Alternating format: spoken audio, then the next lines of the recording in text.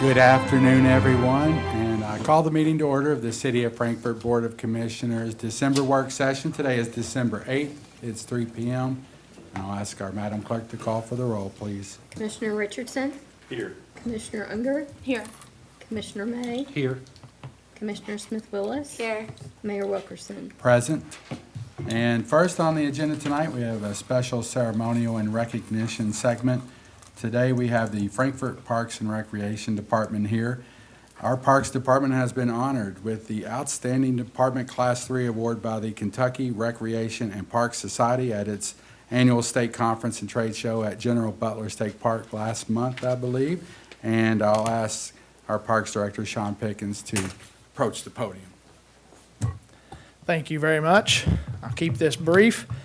We have a lot of our members of the Parks Department. These are most of our full-time staff is here, and these are the ladies and gentlemen that make it all happen behind the scenes. They're the ones out in the snow and the hot and the heat and everything else. So this award is because of them. So I wanted to get as many of them as I could here tonight. They're extremely hardworking.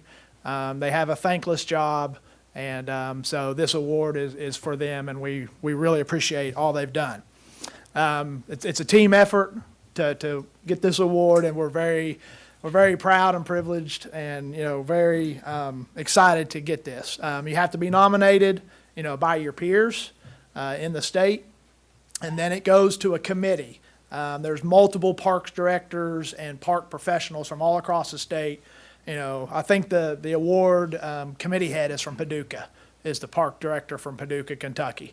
So then there's just various ones. There's different people on this committee. And then they go through all the nominations, and then they go through and vote and select and determine the different award winners. So there's 4 classes, and we're class 3. And it's based on the size of the department. So the more employees you have and the bigger the city or county department that you have, the higher the class that you are. So there's 4 total. So we're class 3. So again, it was a total team effort, and we're very proud of the department and these ladies and gentlemen right here that make it all happen. Also, Public Works and sewer, everybody in the city, helps make parks happen too. I mean, we've got multiple projects right now with Public Works, at Riverview that are currently in the work. So it's just not the Parks Department, it's the entire city, because everybody pitches in to help us, So that being said, we appreciate it, and just wanted to let you all know how proud we are of the group, and how proud I am of the Parks Department, and the future is extremely bright. So thank you. And thank you, Sean. Would anybody like to say anything, or Commissioner May? Well, obviously, congratulations. I will say, I had a meeting with Mr. Pickens on Friday and City Manager Monroe, and one of the things I mentioned when we were leaving that was how blessed and fortunate I felt to live in our community and have a park system like we have. I still am surprised. I was given the story about when I moved to Indian Hills about 5-6 years ago, and learned about the Blackberry Meadow Loop part of Cove Spring. I've lived here all my life and never really utilized that section of the park. And it's become an amazing asset to me because I can walk down there with my kids and my dog, and we can enjoy that park and walk down in spots you don't even feel like you're in Frankfort anymore. And I think some of us take those things for granted, but most of us that live here, one of the reasons we've chosen to live here and continue to live here is because of what you all do and the quality of life and amenities that you provide for us. So thank you very much, and keep it up. Thank you. Thank you. Commissioner Smith-Willis. I also just want to say congratulations. Just to echo Commissioner May, there's just some things that we do take for granted. Like when I walk around town with my son, I think it's just, you enjoy it, but you don't think about the people that contribute all the work to upkeep the community and the things that, we utilize for just a quality of life. So I just want to say congratulations and thank you all, and you are appreciated. So thanks. Commissioner Richardson. I'll echo everything said. I love it. I travel quite a bit. I travel all around the state. I travel out of the state. Our parks are second to none. And here's, I'm very competitive. This young man in the audience has known me since he's been young, but you are class 3A state champion. Gotta say it, I gotta say it. 3A There you go. state champion, right? That's I right. felt bad, Frank County, Coach Eddie, that we was pulled it tough. off. That was tough. But you know what? We did bring home a state championship right here. It's a good way to look at City it. of Frankfort, Yeah, we did. congratulations. Thank you. That should be bigger. Yeah, it should be. It should be. And I'll say, I would have liked to have been at that, but that was the same night the Singing Bridge open house was scheduled, so we Understandable. needed to be there. But Understandable. I do want to say, though, that I'm speaking for myself, but probably some of the rest of the commission, and that is that quality of life is one of the main things we can focus on. Public safety's, I think, number one, and then it's the quality of life. It's parks. So I know in 2026, we've got some big things in front of us. We're going to make big investments in the park. So since you're all right here, just know that we support you. We're behind you, and we want to make our park second to none. And, well, sounds like we already are in the Class 3. Thank you all for being here. T-shirts. They're in the works. They're in the works. Yeah. Yeah. They weren't in the budget, sorry. Do you all want to do a picture? If you want to. Would you all mind coming up to take a picture? It is all in there. State champs. That's awesome. Yeah. I was gonna tell you your mic was off, but I don't think you needed it. I love it. The energy.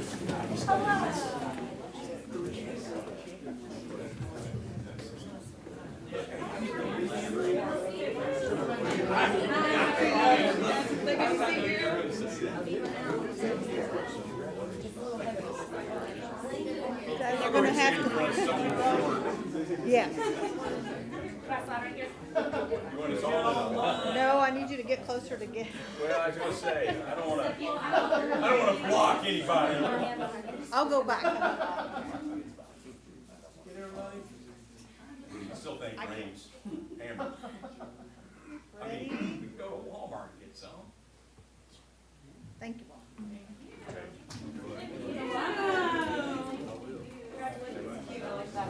I know. Congratulations, Yes, sir. Hey. T-shirt.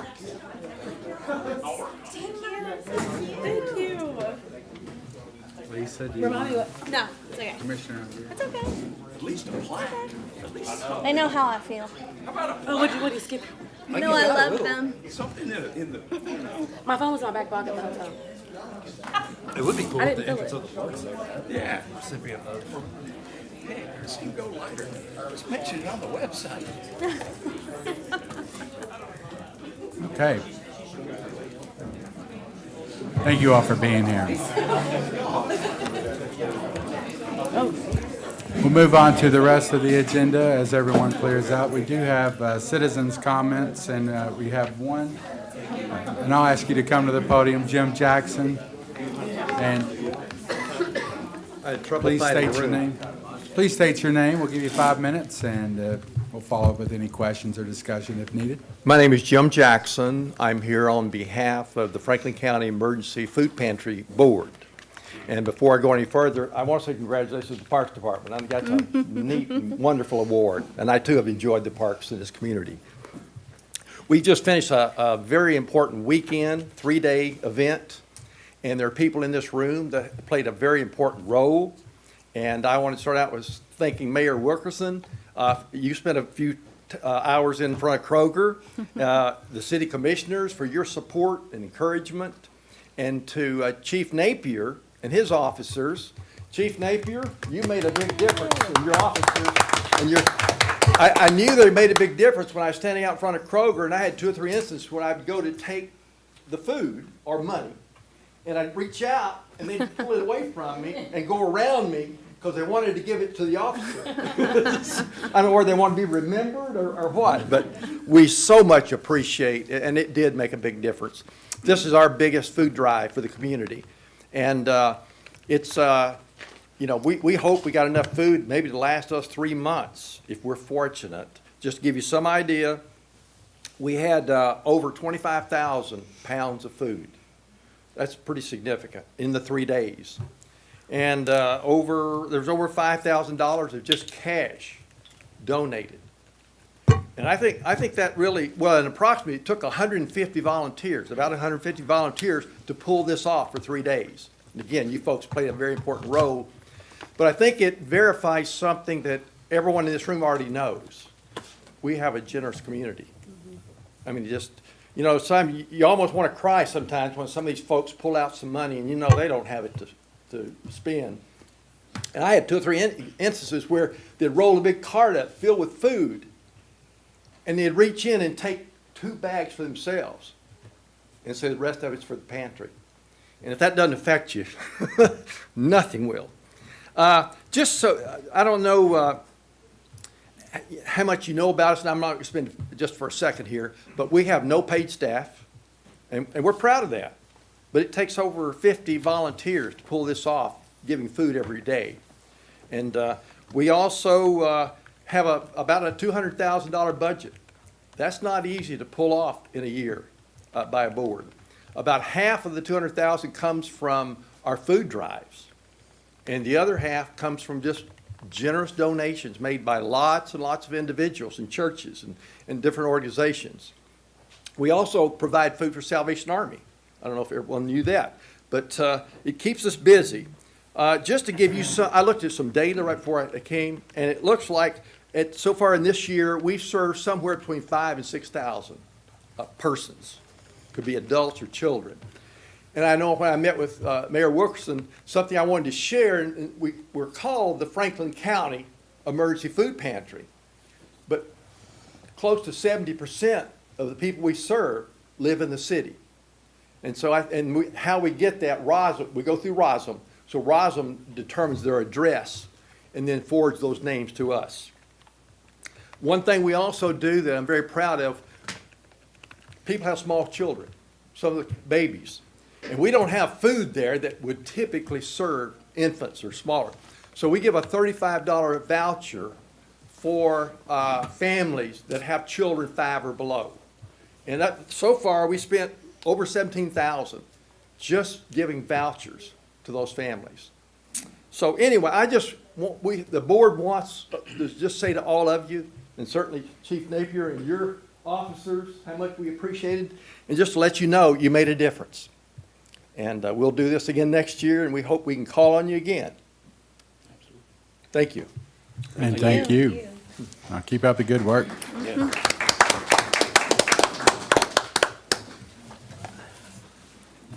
And now we'll go to staff reports. First up in staff reports, we have Chief Napier on an update on the MOUs for the shooting range. We sent this MOU out, the draft out to you all for review over the weekend, so hopefully you had a chance to review that, and Chief Napier should have kind of discussed that, any changes you all request.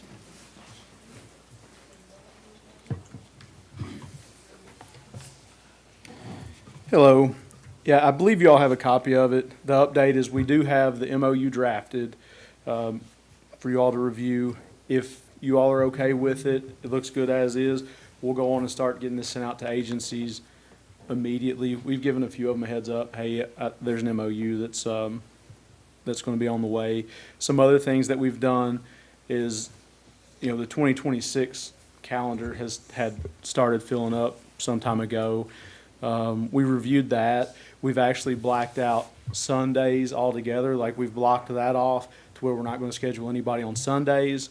Also, Thanksgiving, Christmas Eve, Christmas, we're going to make sure that there's nobody on the range on those days, where other agencies can't schedule that out, because that has happened in the past. I don't think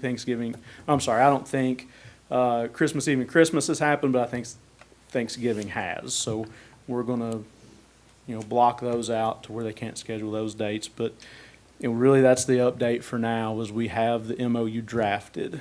If you all are okay with it as written, then the next step is just send it to everybody. Commissioner Smith-Willis.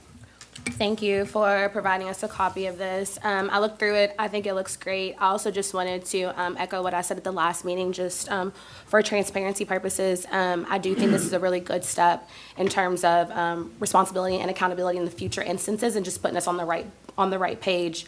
as a city, just to make sure that we're holding people responsible. But also at the same time, I appreciate the blackout periods. I think we're reaching a really nice common ground in terms of what the community is asking for. But then also at the same time, just to make sure everybody knows, I was not trying to stop any training in the meantime. So I do appreciate you working on this, and the staff working on this quickly. Hopefully, their offices can get it back to us as quickly as possible, so we don't have any stalls in training, because we also don't want that to happen as well. So I just wanted to say thank you, and I appreciate the meeting us in the middle on the blackout period, so people can enjoy their Sundays and their holidays without hearing gunshots. So thank you. Commissioner May. Thank you very much, Chief Napier. I've got a question as far as the agencies that use the facility with the MOU, just kind of the technicality side of getting things back. Will, we have an email of the list of the agencies that go there. Will KSP be able to do one MOU and kind of blanket all the other agencies that fall under them, like the Police Academy, Executive Security, Special Response Team, or will they all individually, each unit, have to sign an MOU? Do we know yet? I believe all of KSP would be fine. I mean, that's one department. It's different. I don't know what they call it, but kind of like what we would do. That's a division within one agency. So if the commissioner signs it, I think we're good for KSP Okay. with that. Yeah, I was that one more signature. wondering about, on the back end, if we're managing 14 or 15 or 18 different MOUs, or just kind of, they all get lumped into the one. Okay, thank Right. you. Commissioner Unger. I had one question on the MOU. I appreciate discussing of the blocked out dates. It's not listed on the MOU, right? No, that's the Okay. scheduling on our side Okay. of it. Yeah. Okay, just making sure. And then, some of the agencies that are using this really probably have, bigger budgets than we do. So as far as, financial ask of the agencies, we don't really have that in these draft MOUs, do we? Okay. No. We left it as is with the understanding that you all may Okay, want to think about that. okay, thank you. The one part that is in the MOU is it does say that the scheduling will only be available, I believe, Monday through Saturday. That is listed in the Oh, MOU. yeah. Yeah. Commissioner Richardson. Chief, thanks. Appreciate this. I think I spoke before, I actually spoke to the League of Cities prior to our meeting. I used to inspect ranges contractually for the league. So Brian Nunn and I talked. Our range has always been one of the best ranges. In fact, a little history on our range. Our range, the reason you have all these entities that use our range is because how nice it is, where it's located. This is something that I know when I was at the police department, these relationships we fostered, I could call Chief Sanders tomorrow and say, if we need 12 officers for something that was going on, he'd send 20. Same thing with Commissioner Burdette, and the list goes on and on. These agencies, I can tell you, the few times that we've had, luckily, not an active shooter. I know Christmas Eve one year, if you remember, we had one. We had, I would estimate 150 law enforcement on scene within 5 minutes at CHR. A lot of that goes with these relationships that we have and how we train. Now, I know our police department trains with quite a few of these entities. Case in point, Norris Tactical, I know SRT as well. One thing I do want to point out, something I'm very proud of, I just talked 2 weeks ago with a trooper, a friend of mine, I'm not going to say his name. He's involved in 3 shootings, 1 fatal. He learned his shooting skill and tactical skills on our range. Saved his life. He has 2 children and a wife. This is something I'm proud of, that our city, we can say, hey, we helped the Commonwealth, people throughout the Commonwealth, especially we're the capital city. This is the way we should be doing business, is helping other law enforcement entities. No different than if Parks needed something, if we needed to share something with the county or an adjoining county with Parks. So I thank you for putting this together. The MOU looks good. I'm looking forward to continuing these relationships. Thank you. And I would ask is there a way to, the hours are 7 a.m. to 10 p.m. Now, obviously, 10 p.m. in the summertime's a little different than 10 p.m. when the sun goes down at 5:30. Is there any way to take that into account? It sounds different at 9 p.m., and it's just because it's been dark for longer. Or the Monday through Saturday, is there any way to compress this so that we don't have, I guess is there a way to shorten that schedule because it's not being used every single day, right? Right. So could they work around our preference instead of us working around their preference? The other 7 a.m. agencies? to 10 p.m., it was actually different than that in the original MOU that we went back to from years ago. I actually changed it to 7 a.m. to 10 p.m. so it reflects the ordinance, which we're actually exempt from. In the ordinance, police training is exempt, but just so it would mirror the ordinance, the noise ordinance, I changed the hours to 7 a.m. to 10 p.m., just so we would be on par with the rest of the noise ordinance for the city of Frankfort. We're required to do nighttime qualifications, that's part of it. We try to schedule those, and most agencies do, in the fall or winter because it just gets dark earlier, so you're not there as late. Where we do have some training academies that uses our range, I mean, those run year round, and there's gonna be times that they're just gonna have to shoot at night, closer to, between that 9 and 10 mark, just because they have to run a training academy in the summer. They have to spend some time on the range doing low light shooting, and that's just when it's going to fall in. So we can't change that a bunch, I don't think. So I understand you need to shoot at night, but it gets dark in 5:30 or 6 p.m. and this time of year. So is there any way we can, in certain seasons, make it? End it I guess we earlier? adapt this schedule to make it more, I guess, resident and business and worker friendly in this area. That's the only concern. We know we need the range for our police departments and Right. for the public's. If the public didn't know, there's 18 agencies using our shooting range, and it's not just our city police department. It's not just Franklin County Sheriff. It's not just KSP. It's other organizations that don't have officers here in Frankfort, and I think that's part of that was the original intent of this, and then we uncovered that we don't have MOUs with these organizations, so that's what we're trying to tighten up here, and I think it's an opportunity for us to just, work on that. The scheduling, for me, is the main thing. It's not necessarily the MOU, it's the scheduling and making sure we are there's a balance here. It's the people that actually reside here in Frankfort and Franklin County, and then it's the agencies that need training. So if I'm okay with the MOU, I think we need to look at the schedule is the main thing. I don't know how anybody else. Commissioner Unger. Yeah, I agree with some of that too, because there are people in the community and people visiting that just are not comfortable with gunfire and the sound of gunfire like, you are. So part of me would also like to maybe see blockouts for like big Saturday events even, like, Bourbon on the Banks. And I don't think that'd be hard to do, but, we know we're gonna have a lot of people maybe on the riverfront or right downtown, that might make some people uncomfortable. That might be another option for blockout dates. Commissioner Smith-Willis. But didn't you say at the last time that you were reporting about some of the facts for the shooting range, if we blocked it out on a high volume evening, I feel like the volume downtown would cut out the sound of the shooting range. You see what I'm saying? Because I think he said when he took what was the tool that you used downtown? The decimeter. The decimeter, and you said that people, like when cars were driving by, the volume of the gun, like you couldn't really necessarily hear it. So I feel like personally I would want it at a more quieter time of the year than with a high volume event, because I feel like we still probably wouldn't hear it as much. That's just my only thought process, just thinking back to how you reported about the sound, vehicles, traffic, foot traffic, contributing to the echo of the gun range downtown. That was my only flag. Commissioner Richardson.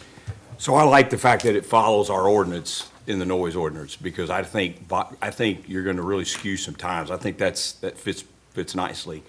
Part of the other issue, how many weapon systems, Chief, does every officer have to qualify on?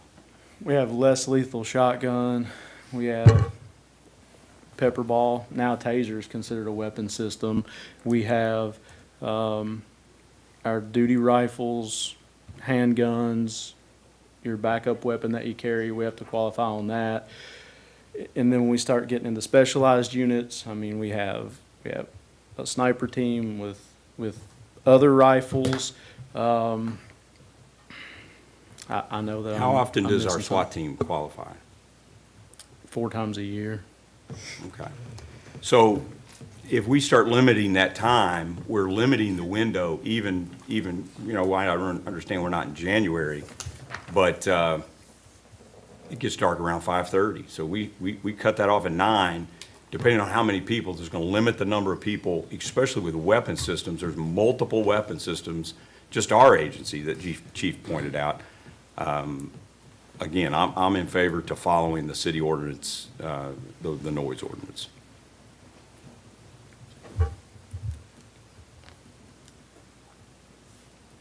Any other discussion? Is this something we need to vote on? Because you said something, City Attorney, about us thinking about the fees. I mean, is that something you want us to come up with at this meeting to vote on? No, you all don't have to come up with it tonight. If you want to discuss it tonight, when would we need to, I guess that would mean we would pass it. I don't know, Chief Napier mentioned that if we're okay with it, he's just gonna send it out. Yes. Yeah. So if not, if there are things you all want to change, then I think we probably need to be prepared to make those changes at the voting meeting so that we can get them out. You guys can So- tell us the changes by the voting meeting. If nothing on the voting meeting, then it's okay to go. Right, that would be it. So, yeah, charging and hours. Yeah. If you all want to think about it, want to discuss it at the voting meeting, we can hold up a week. And then, yeah, and then we can send it out after that. And the voting meeting is next Monday this year because Christmas is on. Yeah. We're making it a week early on December 15th. Yes, Commissioner Richardson. Remind me, did the state police just turn over an armored vehicle to the PD Actually, we're transferring it tomorrow. tomorrow? And it's called, what's the name of that vehicle? It's a Lenco Bearcat. Lenco Bearcat. Tell me, brand new, Chief, what that would run. Anywhere, depending on the options, between 300 and $500,000. for a piece They're of armor. 655, I just was at the IACP Well, conference. they've went up. They're about 650, depending on how you hop it up. Right. That vehicle can be used to rescue not just our officers, but people in our community and all that, right? Yes, So the state police just gave us that piece of equipment. yes. Okay, thanks.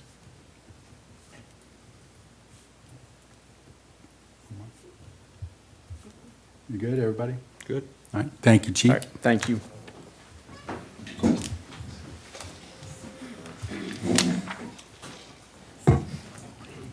Next on the staff reports, we have Sean Pickens with an update on East Frankfort Park and the construction going on out there. Back again. Good deal. So this is as I mentioned before, last time I updated, this has been a long-awaited project.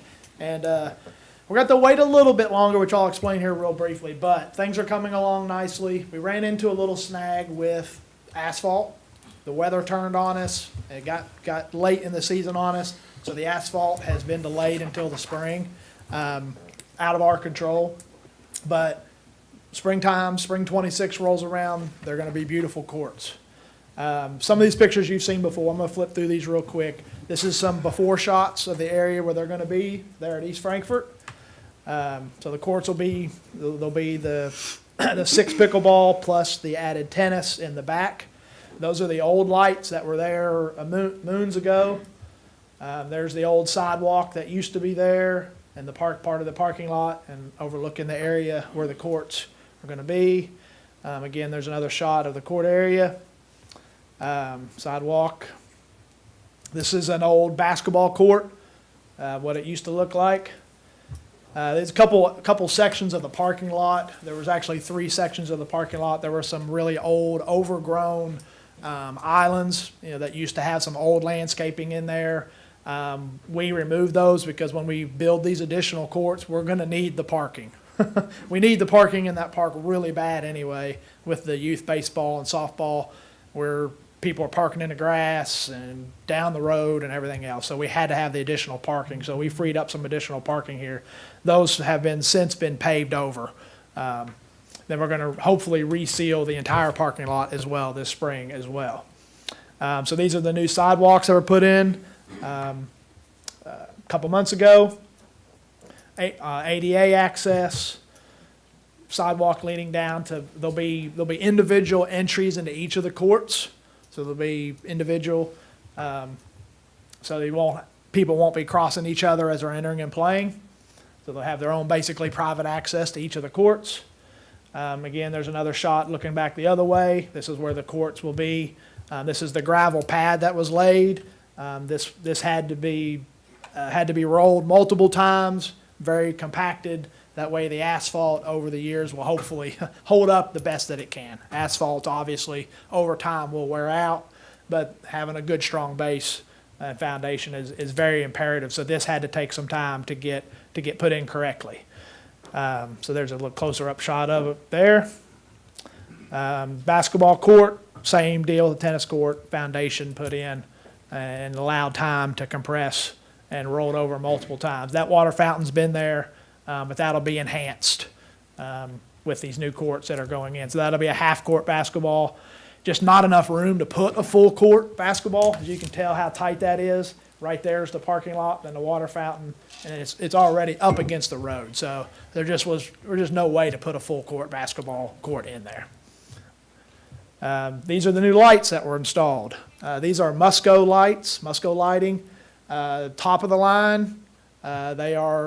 These lights will outlast everybody. These lights have a 25-year warranty, and they'll last much longer than that.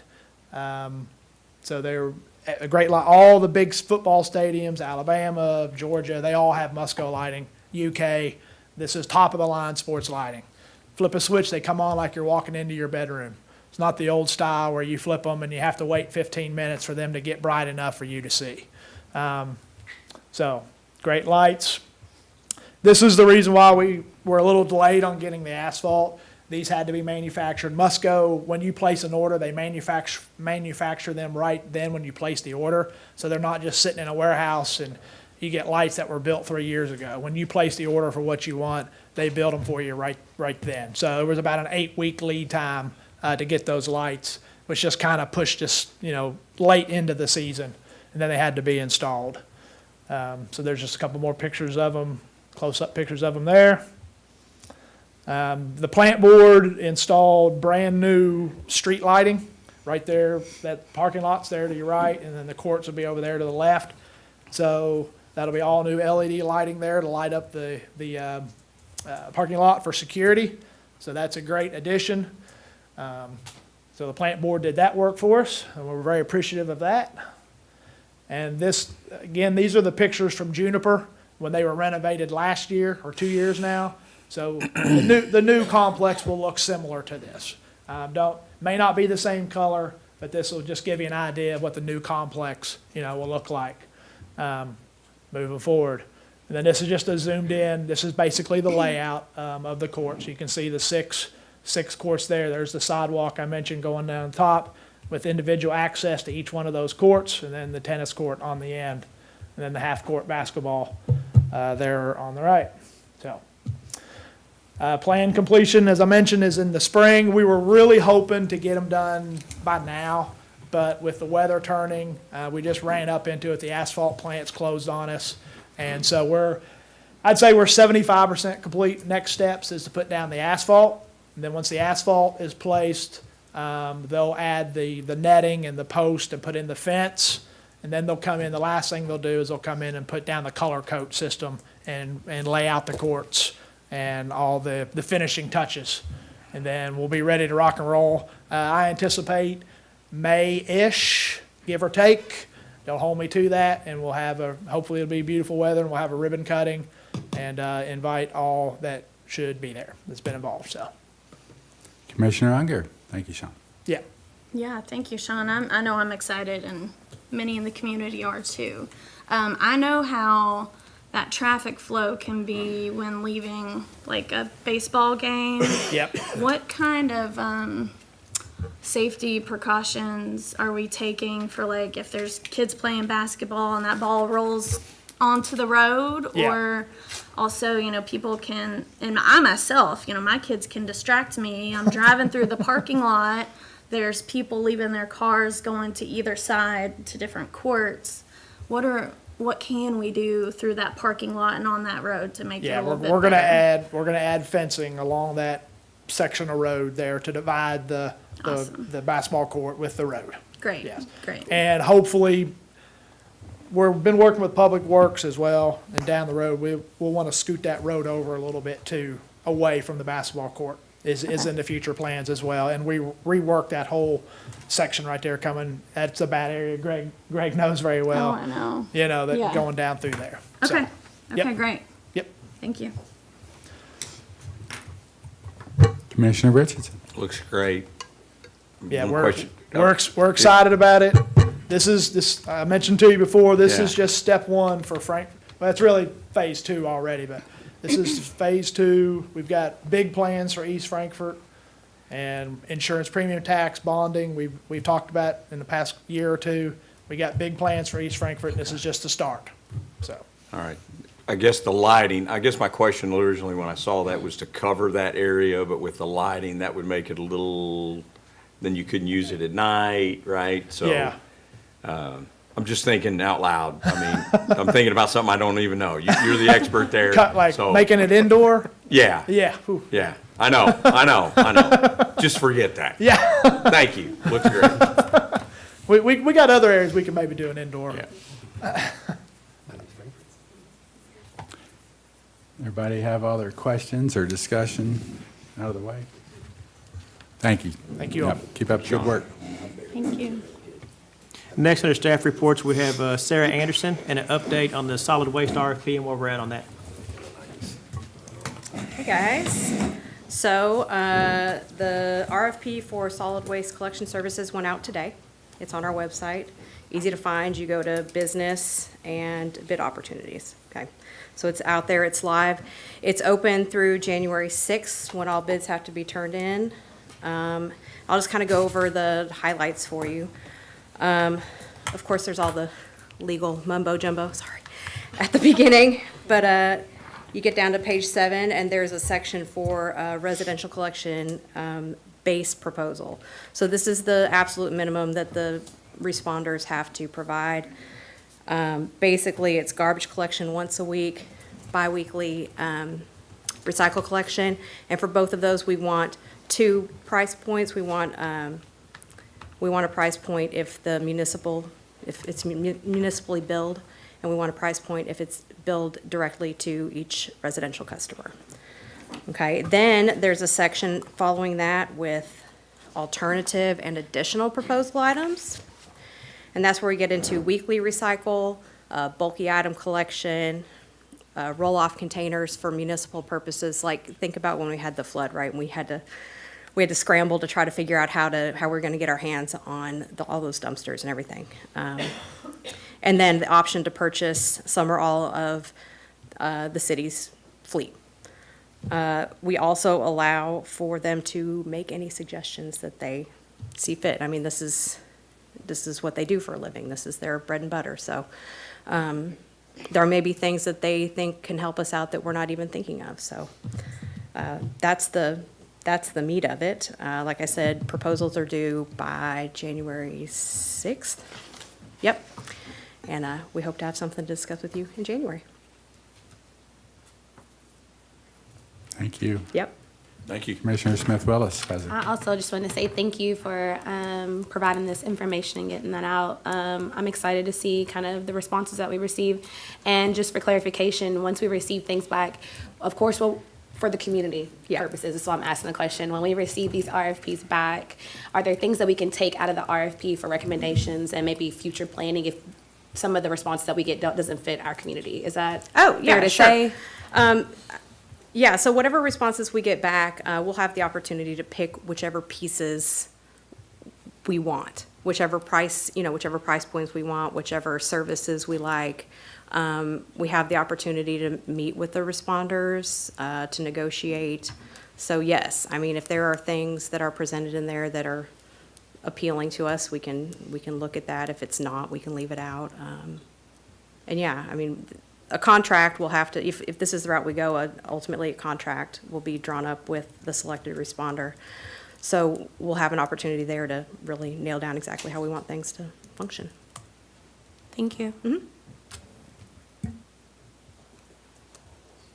Everybody good? Good. All right, thank you. Thank you. Thank you. Next, under staff reports, we have Emergency Management Director Ray Kinney with the flood response update.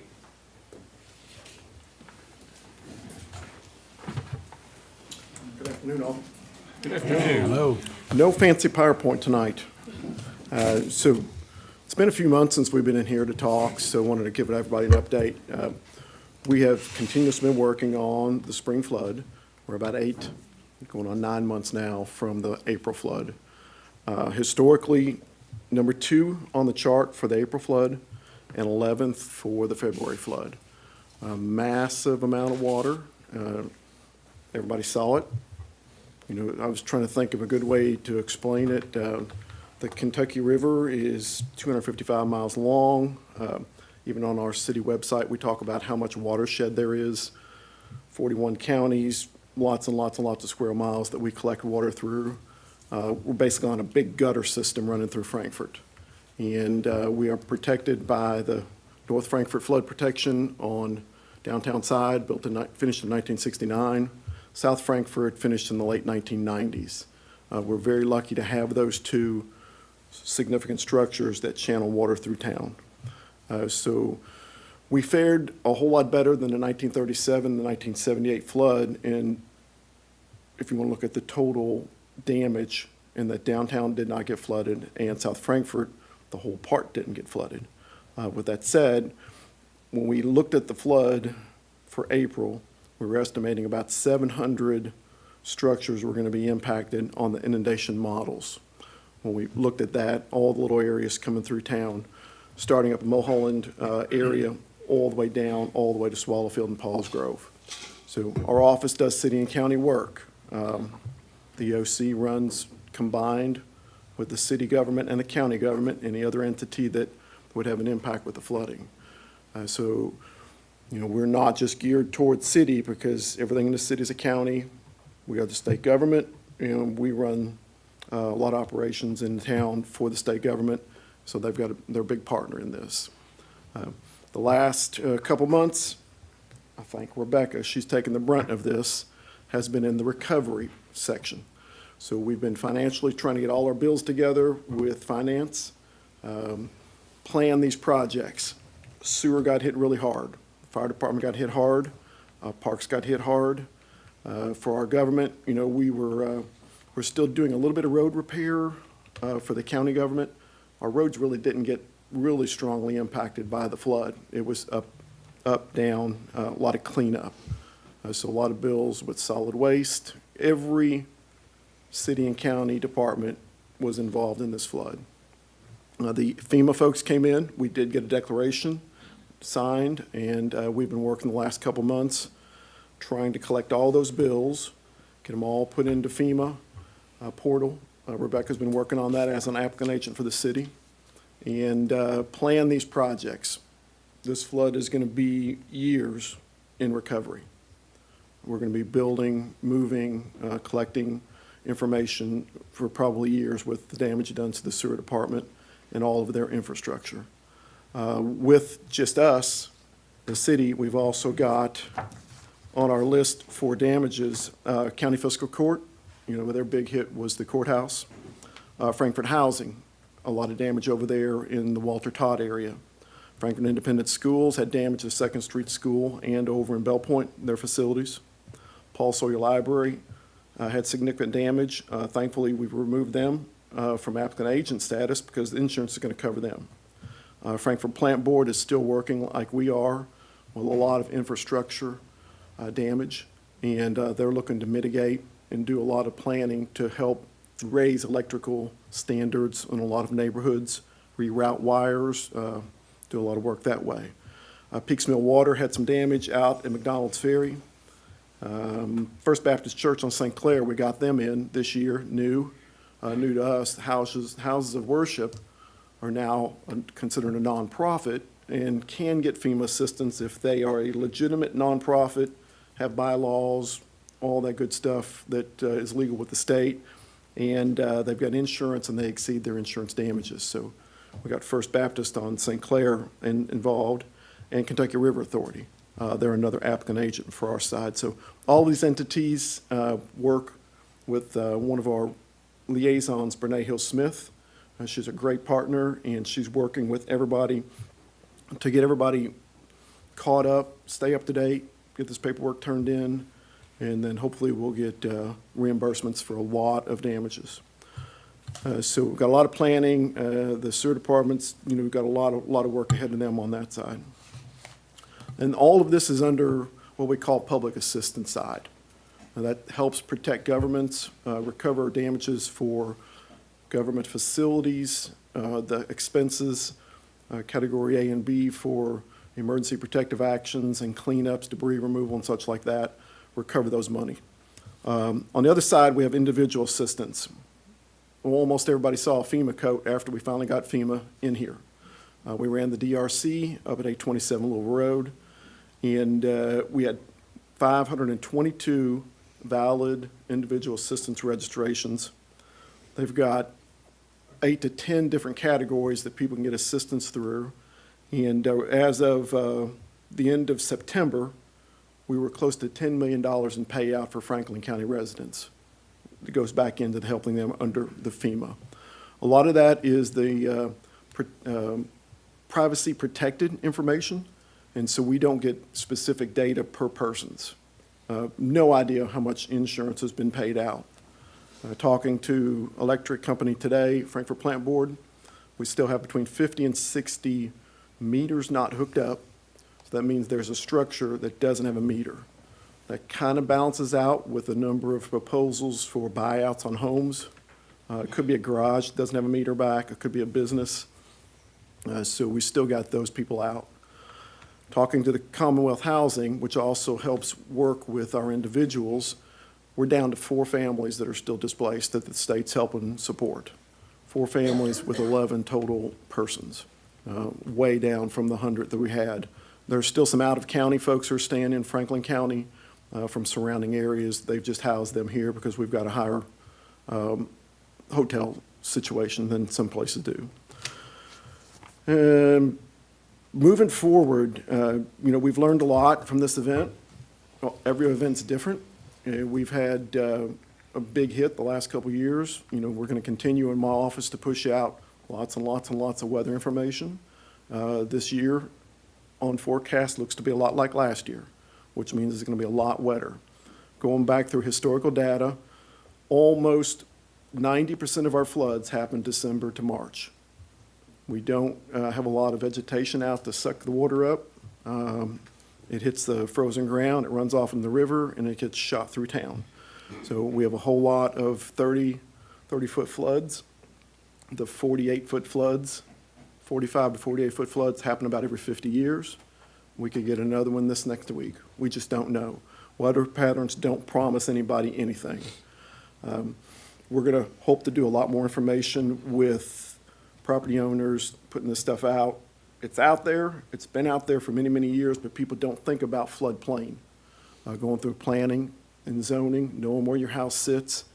Years ago, we started a high water mark signs. We put signs out, just a little sign out, say here's your watermark. In some neighborhoods, we work with the USGS to put that out.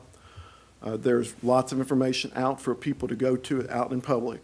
Know what your house floods at. Talk to your neighbors. Know where you live. If you go outside here and you look up, and I said this in our last meeting, everything above Louisville Road and everything above East Main Hill is about 200 feet higher than downtown. And that whole river basin is that far down. And think about that whole thing flooding. A long time ago it did, or we would have been up top. So USGS offers a lot of services. Water alerts are out there. You can sign up for information if you're along the river. or Elkhorn Creek. You can get daily, hourly updates. All you gotta do is sign up, it's free. You can just punch in Kentucky River level and get updates at any time you want. Flood insurance, big thing. You know, years ago, FEMA pushed this out, flood protection. I can't say enough. Talk to your insurance agent, know about what coverages you've got. Everybody in Franklin County got 15 inches of rain, lots of basements, lots of low spots, not just along the Kentucky River. So, you know, we can't put enough information out in our planning phase to prepare now. We're in December, January, February, March. It's going to be a little while before we get back into that, again, safer category. Saw one flood in May and one flood in June that were significant, but most everything has been during the winter. Anybody wants to reach out, they can contact me at the office. We can do individual information if we need to. We'll put more stuff out on Ready Frankfort. The city website's got information about flooding, planning, zoning at the county. If you're out in the county, we'll stress that too. So I think that's kind of where we are. We're in this really weird recovery phase. We're not building anything yet. We're not gotten any money yet. We're still trying to collect everything. Commissioner Richardson. That was my one question, Ray. We've not to date received any reimbursement or funds that what you said we were out, right? Correct? Not for the FEMA recovery. The FEMA for recovery, okay. 4864. And to my knowledge, not for 4860. There's Okay. been Okay. kind of a weird thing going on with the federal government with FEMA. It's still there, but writing's on the wall for us to better prepare ourselves financially with insurance or whatever means we can. Do you know, and it may be an Amber question, about how much money, just a spitball, how much money we were as a city that we were expecting reimbursed? I've not tried to tally up anything. Okay. Rebecca's still going through all those numbers, our Okay. costs, our actual costs that we were out for cleanup, for emergency protective actions. The good thing is, when we first had this flood, the state did what they did, an emergency declaration, and the federal government gave us an emergency declaration, and the state paid for a lot of things right off the bat. You know, those MREs, the water, search and rescue teams, incident management teams, a lot of things that we had initially, the law enforcement that came in and backed us up, the fire departments that were on standby, that was all paid for through Kentucky Emergency Management. Yeah. So that's kind of shifted over there. It's still Yeah. a state responsibility. I'm not. And I don't have a number. I know, I'm not I mean, laying that on you. thinking- I'm curious because, again, that affects our budget. And that's, I just want the public to know that, a flood, a 50-year Yeah, flood or. And the split on FEMA is that they're going to go with insurance first. So if it's covered by insurance, so we worked with Sean a lot to separate, see if the insurance was covered. And once insurance is exhausted, we'll get the deductible plus overages with a certain percentage. The federal government pays 75, the state will pay 12. We're going to be out 13% if we get max payout. We can have additional monies under the mitigation of a direct project. So I mean, it's just really in this weird, I can't put a number on anything. Okay. I would easily think maybe $50 million just right off the top is kind of where we're going to for the city. Yeah. And then the county's going to be a whole lot into that, and, all these other agencies are going to add up. $100 million wouldn't surprise me at all just on the government side. And Yeah. that's not getting into the state costs. Yeah. Okay. Commissioner Smith-Willis. And in terms of better planning, I know money is a huge part of this conversation, but have we, and forgive me if I've missed it, but I know all of us have been reached out to just from people that were affected. Have we talked to the residents that were directly impacted about how they think that we've responded as a city to be able to better plan future-wise and just to make sure that we're aligned with if and when it happens in 50-plus years, how can we respond better in terms of leadership, emergency management, to scoop in, to jump in when it's needed by the residents, because I feel like we haven't really compiled that information, but once again, if I've missed it, forgive me. And we have talked to Jason, talked to Blair about doing a public survey, if you want to call it that. There's been a lot of word of mouth. the outsiders looking in, the FEMA folks who've come into Frankfort, have been very impressed with how we handle this. There are a lot of governments that don't work as well as the judge and the mayor and fiscal court and the city of Frankfort did on this thing. And we were in the EOC, we were out of the EOC.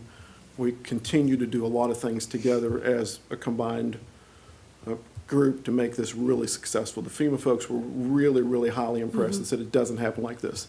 Our outside support from CARES, our non-governmental agencies like the Emergency Food Pantry, there's probably 50-ish different entities that helped out, and not including the out-of-county, out-of-state folks who came in here.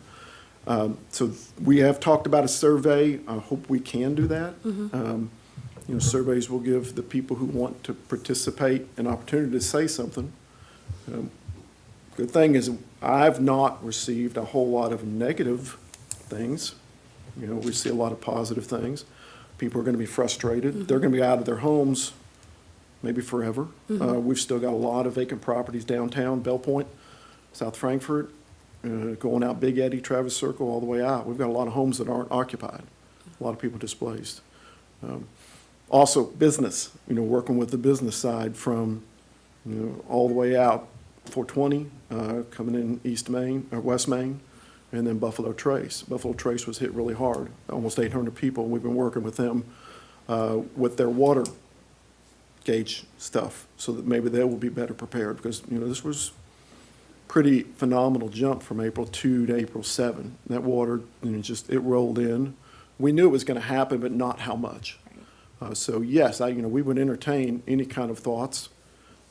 And I didn't mean to say that to dismiss the work that was put into it Oh, by no. any means No, no, no, no. necessary. I 100%, No, you know, we were all frequently together during the flood. I just feel like it would be almost imperative at this point while we're also looking at the money that was put out and, you know, waiting on funds to get back. I think it should be almost equally imperative just to get a gauge on the community that was directly impacted. So when and if it happens again, God forbid. But we just kind of have that feedback from the community that were displaced that, you know, is still dealing with it long-term wise. So that's just maybe something that I would really appreciate to see is just that getting out to the community. I mean, because it was, what, 10% of the population that was affected, correct? Or So, you know, everybody's affected. Yeah. This flood got everybody in Franklin County, got everybody in the state. It got everybody. How much impact more greater downtown along the Kentucky River, Elkhorn Creek, Flat Creek, all those creeks, there's, you know, a whole lot more direct impact. You know, we had major roads blocked, we had businesses shut down, we had schools shut down. So, you know, everybody was impacted.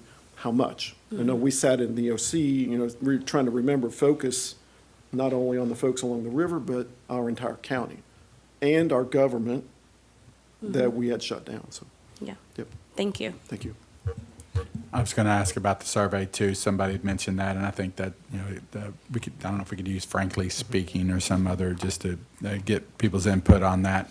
And also, I've had somebody say that they also wanted to know about the flood relief fund and you know, where those funds are going. And yeah, I want to get it out there that people can go to the CARES Coalition website. There's a flood relief application on there because somebody mentioned that they didn't know anybody that received funds. Like, there's an application out there, and if you know of anybody that has not received it and were denied for some reason, you know, let us know. But as far as I know, everybody who's applied has, well, I can't say that for sure because we don't distribute that money here at City Hall. That money is being handled underneath the Bluegrass Community Foundation. But just go to the, I Googled Frankfort CARES Coalition flood relief application, and it came right up. So I encourage people to do that as well. And I can only press that if you still have problems, and there people are going to have problems, I know we have 4 families still displaced, people's homes aren't there, they can still ask for help.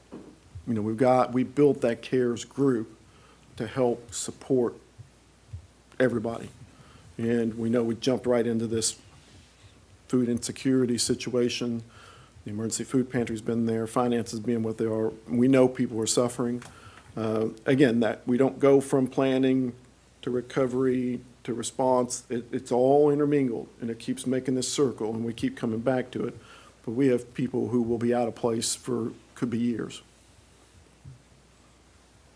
Commissioner Richardson. This is a good time to remind people to go to, is it Ready Frankfort? Ready Frankfort app. Yeah, because, We've- am I right, Ray? We've got a Ready Frankfort app. There you and go. The Ready Frankfort Facebook, I hate to say, we keep going to social media.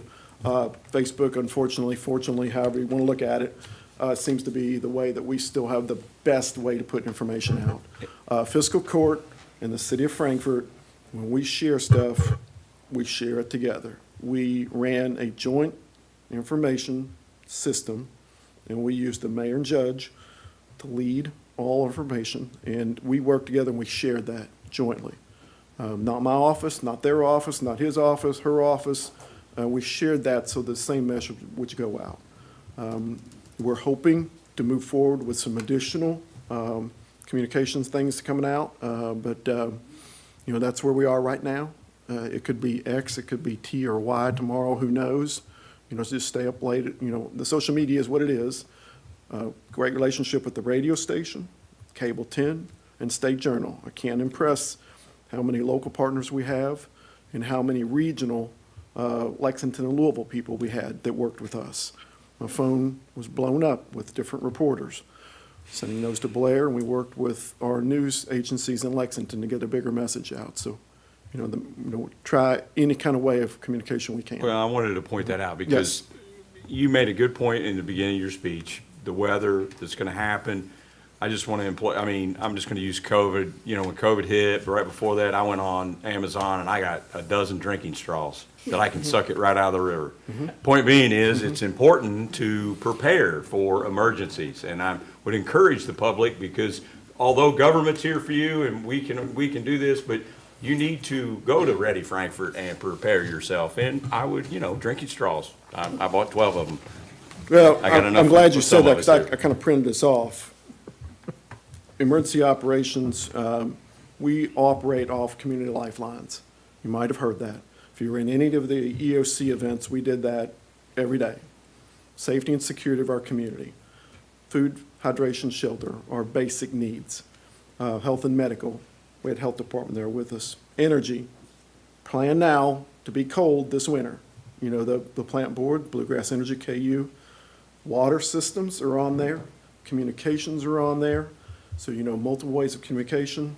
Hazardous materials are on there, because even dirty water is bad for you. Bad for you. Getting in it or drinking it. And water systems. So, yeah, those are key things that we work for in our office every single day. Last night it was transportation, snow and ice.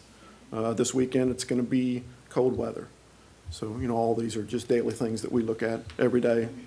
I kind of think about it every day and share what we have to when it occurs. I do want to point out, Mayor Jeremy Brown spoke very highly of Ray and his crew and everything we did here in Franklin County. I deal a lot with transportation in my job, and I know those folks over there were very impressed with both government entities and how we got along and what we did. Now, I get it, we can't make everybody happy, but I can tell you that the state was very impressed, and I think we benefit from having that agency right here in our back door. I know Ray has a great relationship with Jeremy and all the people in incident management over there as well. And we do. I was texting this morning, Michael, Daniel, and now Michael D's over there. Those three guys texting this morning. Are you all out? What are you doing? State partners are taking care of us. And so Michael Mitchell was right there with us, giving us updates. Not always sitting in the EOC, but they were there daily. So big deal when you're flooding and you're blocking off state roads coming through town and trying to get those closed and get them reopened, get them cleaned, and the repairs. So we've got a great relationship with those guys. Good. Thank you. Thank you, Ray. Thank you. Thank you, for Ray. the Thank update. you. We'll move on to discussion items. Our first discussion items, we have a snow removal policy proposal from Matt Noonan. Hey, Matt. Hey. All right. Now, instead of talking about liquid water, we're going to talk about solid water. I was going to say, how timely, how We're just going timely. to switch it.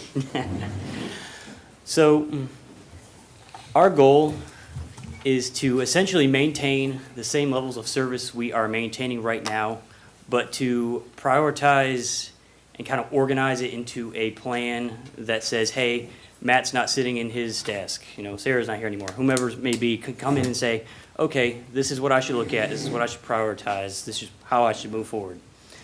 So we want to minimize how much time and money we're spending on our snow routes. It's great if we can get to every route, fast multiple times over and over again. But at the end of the day, we do need to take into account other aspects of our roadways and time and management. Our goal is we want to prioritize our major routes. So if I have a route that has a higher traffic volume, I have 100 cars versus, maybe 2, I'm going to focus on the routes that have a lot more traffic, have a lot more potential for having incidents, and have a lot more potential for causing, any issues from the weather. So we want to make sure those routes are safe and efficient. We don't want to have routes that are, constantly covered in ice and snow, but we also have to keep in mind that we can't necessarily get every nook and cranny of our roadways.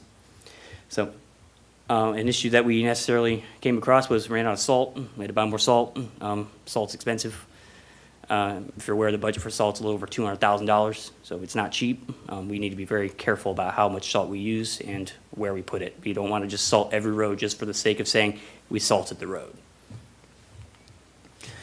So the plan, the routes as designed would be focused primarily on emergency primary and secondary routes, which more or less align with our pavement management plan in some ways. For example, the emergency routes, King's Daughters Drive, Doctors Drive, Leonard Wood, areas that are going to get you through your hospitals, schools, nursing homes, areas that you need to keep clear because you're going to have ambulances and fire trucks constantly going down them. You need to keep them clear and accessible at all times, regardless of what the conditions are. Then we're going to move to our primary routes, which are going to be our main thoroughfares through subdivisions, through commercial ways. Basically, the goal for primary routes is from A at the main road to B far back in the neighborhood without branching off. So like I can get to the back of my neighborhood without being encumbered by snow or ice. And then our secondary routes are going to be any area that branches off from a main route. In terms of parking, emergency routes no parking is going to be permitted, which won't necessarily be a huge issue in Frankfort as King's Daughters Drive, Doctors Drive, Shango Lane. They don't necessarily have a lot of parking anyway, so they're not really being encumbered by a no parking rule. In terms of our primary and secondary routes, we emphasize you can park there. If we have a major snow event, just keep in mind that if you park on the road, you might have your car covered with snow. That's not necessarily something you can do. You push it off to the side, and if you're in the street, it has to go somewhere, unfortunately.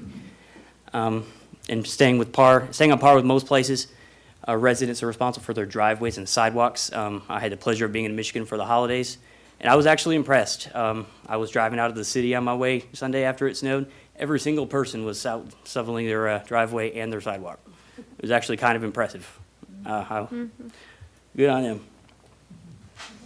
So moving on to salting our roads. As you know, we use a lot of salt, which can be a good thing, but you do have the propensity to waste salt if you don't salt properly.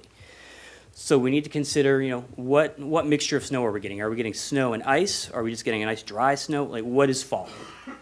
Do we need to put salt down? Or can we kind of put less salt down or keep an eye on what is actually coming to us? Temperatures during and after.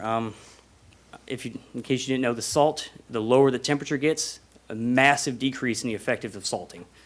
In the Minnesota manual, for 1 pound of salt at 30 degrees Fahrenheit, for example, you can get 55 pounds of ice melt or removal.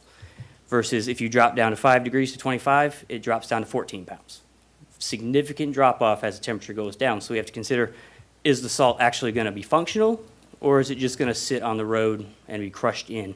You get a white road, because it just gets crushed on top of the asphalt.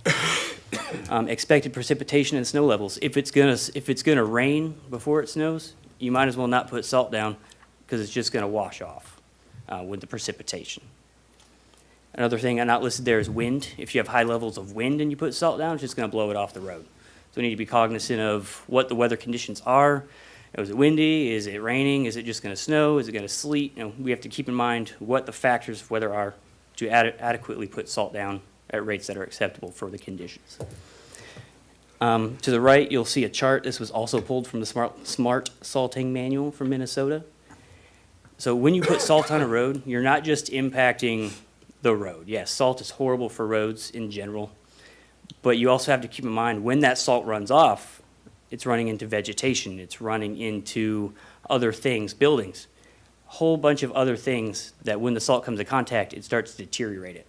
So this graph shows that although a pound of salt could cost $74, in the long term, it could cost anywhere between $1,700 to $17,000 over time when you consider the impact the salt is having on the environment and the infrastructure you're placing the salt. So it's very important that we keep in mind and very much pay attention to how much we're salting. That's why I don't use salt on my driveway. Don't mean to interrupt you, but I mean. No, you're good.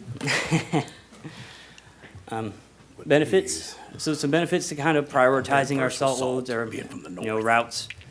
We can minimize required maintenance on vehicles, on our trucks and plows. If you're not plowing nearly as much consistently and you're kind of just paying attention to certain routes, you're not gonna blow as many blades, you're not gonna cause as much deterioration on your trucks, and you can minimize, impact on your equipment. It says reduce rate of salt consumption. If we're paying attention to what we're salting, when we're salting, and actually paying attention to how it's being applied, we can reduce our salt consumption on the roads, which will be better for everything, including, roadway longevity, environment, pretty much A through Z. An issue that we can have when we have long storm events, particularly, overnight, when you have people that have to work shifts that are greater than, 12 hours. When you are working for more than 12 hours driving a truck, typically you get tired and you can get sluggish and, causes proper damage because you might hit cars, you might break up more curbs, you might do this, that, or the other. And that ends up leading to workers' comp claims, if something happens. So we can reduce a lot of these things if we're just more cognizant of our routes, how long people are working, you can kind of cycle people in and out. And that's not to say we're not gonna do it. That's just to say sometimes we need to prioritize certain areas first. I have two examples, not necessarily all encompassing, but I think they'll get the point across. So in a snow event, this is kind of the order that would go. We would start with our emergency route, make sure everything's clear. Then we would move on to our primary routes through our neighborhoods, make sure everyone can get out of their neighborhood safely, everyone can get to a main state road or whatever road that may be. And then we'll move on to the secondary roads if we don't think that will melt off. For example, if it's gonna be sunny and the temperature's gonna go up to about 35, 40 degrees and it's gonna melt off, well, there's no purpose in plowing the road off every side street if we know it's gonna melt off. And that's not necessarily a hard 35 in terms of temperature, right? Because if it's not sunny and it's windy, all right, we'll have to take into account the forecast of, is the real feel sub 35? Will the snow actually melt? Which brings us to, if it's not gonna melt and it's gonna get more than 2 inches, we're just gonna do it, right?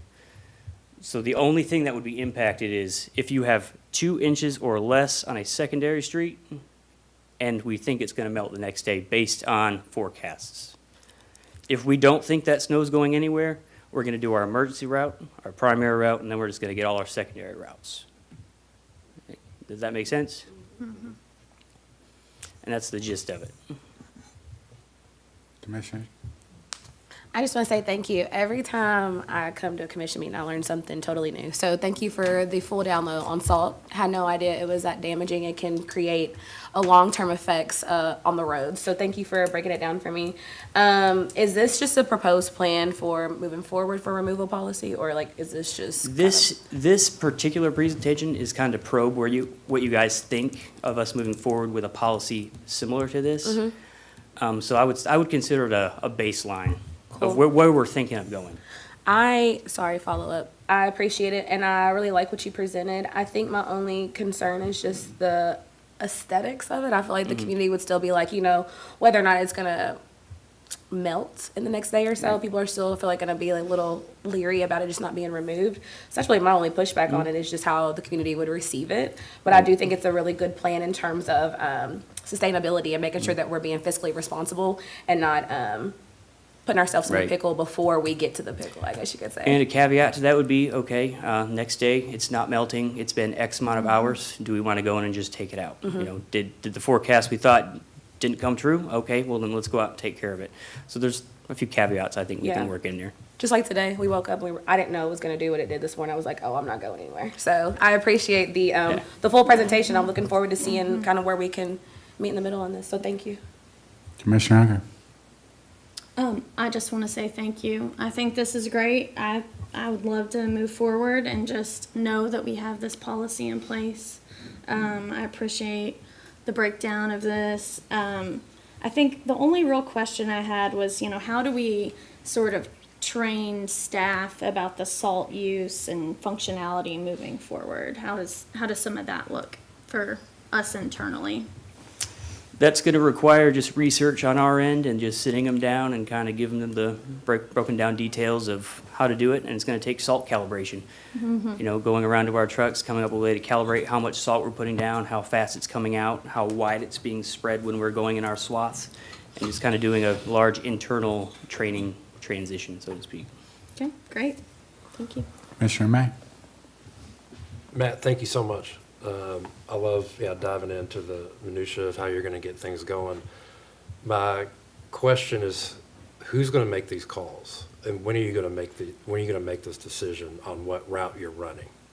You know, so it's like going to bed last night saying I didn't check the weather, didn't expect to wake up to that, but you all have to be on top of that all the time, and your men and women are showing up to work ready to go. So thankfully, we have Ray, who does a great job of getting forecast information out really early, and our superintendent, Daniel, is always on top of it when it comes to keeping up with the weather. Right. So in conjunction of just staying on top of it a couple days in advance, I think we can do it fairly well. Is it a decision that's made by a supervisor, or who makes that decision? Currently, it would be the superintendent. Okay. Obviously, if we needed to adjust who's making the calls and kind of revamp the hierarchy we want to use, we can look into it. But traditionally, it would be between the superintendent and emergency management. How much is changing from what you already do? Right now, not really much at all.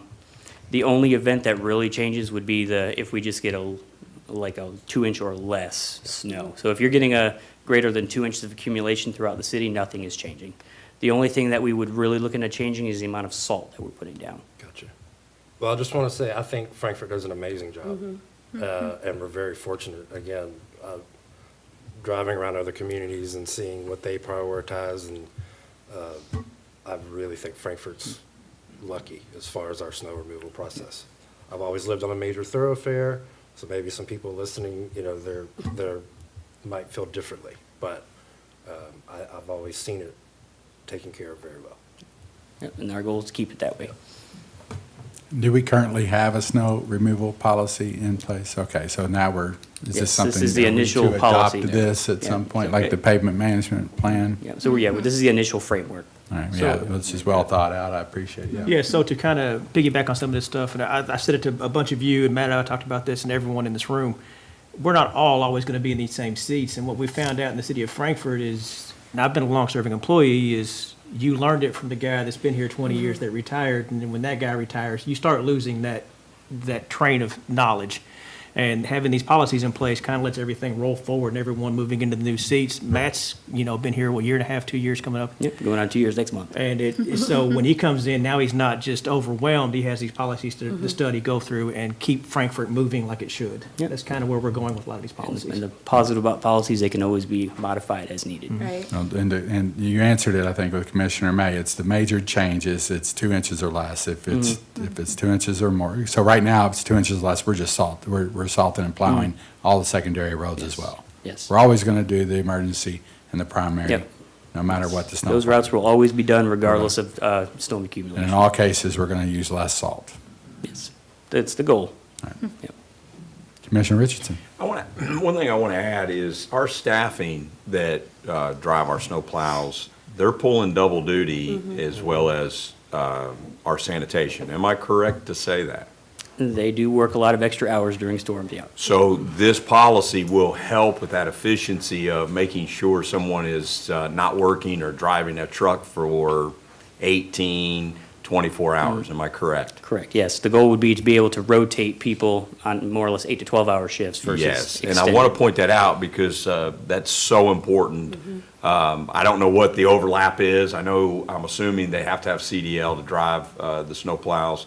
So, and I know we're sometimes limited on that. So again, I just kind of want to point that out to the public because a good example was it last week? I think my garbage was a little late. I got the app. I want to push the app out. The app is great. Frank Waste. Yeah, there you go. But having worked in the city, I knew what was going on. I don't think maybe a lot of our community think that's a whole separate entity, crew that maybe I don't know. But I do want to point that out, that it is efficiency, safety, all of that this policy is being enacted. Commissioner Smith Willis. I also just want to add, last winter when we had that really big storm, snowstorm, I live on a very tight street, and I just appreciated when he plowed the street. I never got his name, but he genuinely wrote on the window, he apologized because he had nowhere to put the snow. It was like blocking my driveway. So I grabbed my shovel and I did the big girl thing, but he just apologized. He said that I don't have nowhere else to put it. So I just appreciate just they're trying, and I appreciate them doing their job, but also just being really generous about it. So I appreciate it. And it's worth noting that if you get any questions about residents, for example, if you live off on a side street, that's not necessarily off a main route but it's a steep road, that will be included as a primary route, just because of slope, so if that comes up. Thank you. Good stuff. Thanks Matt. again. Didn't mean to interrupt you about salting my driveway, but I'm not salting my driveway. I don't want to replace my concrete. Item number 2 under discussion is the Workers' Compensation and Medical Insurance Reserves Fund. Amber Moreland.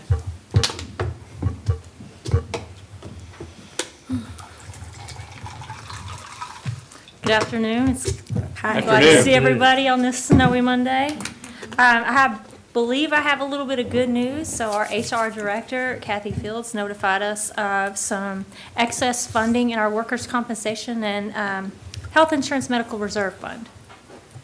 So these funds have been sitting in an account kind of earning interest year over year, and they've accumulated quite a bit. Currently, that workers' comp reserve is $3.2 million. A healthy reserve is 1.5 to 2. Staff is recommending $2 million, which would free $1.2 million in that workers' compensation to be put in our rainy day funds. The medical reserve funds has currently $2.5 million available. We are recommending setting the reserve amount in that account at $1 million, freeing $1.5 million for a total of $2.7 million available to put in our rainy day funds. We're recommending that the Finance Committee determine where those funds could best be invested. And, that goes along with, do we want long-term investments, short-term investments? Are we going to use the money quickly, or do we want it to continue to earn interest? And All right, that is good news. yeah, Anything else? yeah, very good news. Any other- Good news. Turn more of the. Yes. I just want to add, though, Yeah. this is not an annual This yearly is thing, a right? one-time finding, Okay, yes. but this is good. It's exciting, I don't want to put yes. no negative Yes. on it. Yes, Commissioner Smith Willis. Well, I just wanted to say shout out to Kathy. Yes. That this is a really good fund, but also shout out to you, Amber, and the finance team for really kind of presenting a really good recommendation. I am not on the finance committee, but I'm looking forward to hearing the determinations behind where we're going to put this money at. But I think it's fantastic. I think it deserves a clap and a good win. So thank you to staff for really paying attention and locking in, but then also presenting a really good recommendation. So thank you all. Thank you. Commissioner May. All right, I gotta ask, how does that happen? And how do we make sure that we don't over or under moving forward? So I believe historically, an account was established and it has just been accruing interest. Okay. There are stop loss fails, so we have insurance claims, we have ways to cover those workers' compensation and health insurance. So it's just been accumulating interest in the account that it's in. And now that it's built up quite a bit, we have the opportunity to move the funds. It could happen again, it just needs to be monitored closely. Gotcha, okay. Yep. We could establish a policy if it gets above 500,000, that's the cue to move those funds into rainy day or whatever policies the finance committee establishes. Great. Thank you all for finding it. And this is similar Thanks, to. Kathy. Yeah, thank you. And are there any other accounts that are restricted? She found one last year as well. Well, I know Last of year or one before. that we could look at but that's another. Yeah. But this is similar to what we did with the minimum fund balance or rainy day Yes. fund. We set that 3 month, 3 months of expenses minimum.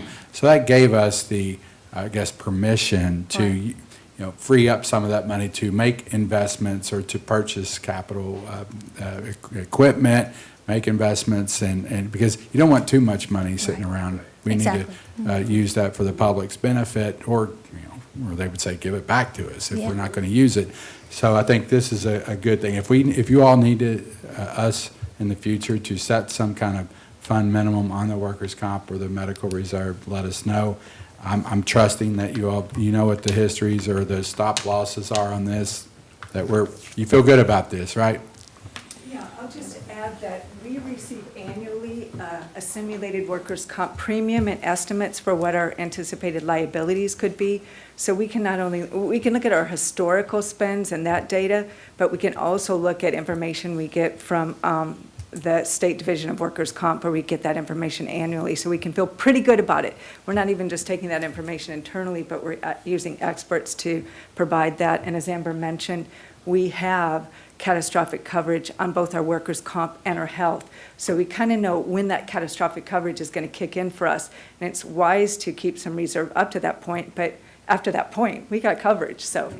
It's like a deductible. We have money set aside for our deductible, and the rest, the insurance is going to cover it, and no sense, yeah. And then, and in terms of the Finance Committee, which Commissioner Richardson and myself are on it, I think this is something where, some of it could be used for a project or capital expenses that were, there's a couple things there, and we could set some aside as well for the future, because we have enough in our minimum fund balance now. We do. Correct? We have more than We do enough. have more than enough, yes. So we could set even more aside, or maybe we can do a little bit of both. Yes. It's good news. And Good I hope we can news. get Thank some you. good press out of this. Yeah, very nice. Thank you all. Thank you. Thank you. Yeah, Thank hopefully, you. huh? All right, next we have the parks rates for 2026, a discussion with Sean Pickens.